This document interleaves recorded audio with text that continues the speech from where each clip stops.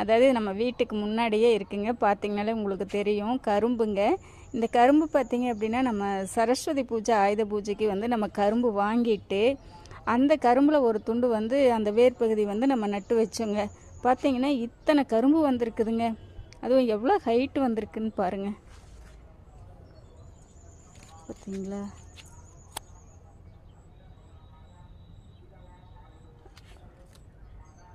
அந்த ஒன்றில் எத்தனை கிளைகள் வந்து பிரிஞ்சு வந்திருக்குன்னு பாருங்கள்.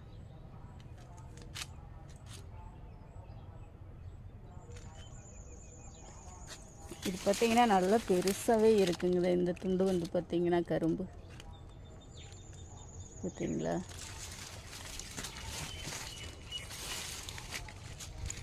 இதில் 3 செல்லை வந்து கரும்பு வந்து நல்லா ஹைட்டாகவும் நல்லா பெருசாகவும் வந்திருக்குதுங்க. மற்றதெல்லாம் இன்னும் இப்போ தான் சின்ன சின்னதாக வந்துட்டுருக்கு.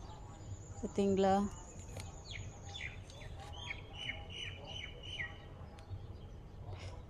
நான் இப்போ கொஞ்சம் வெயில் நேரத்தில் தான் எடுத்திருக்கேங்க. நல்லா ஹைட்டாக வந்திருக்குதுங்க. பார்த்தீங்களா எந்த அளவுக்கு ஹைட் இருக்குதுன்னு பாருங்கள்.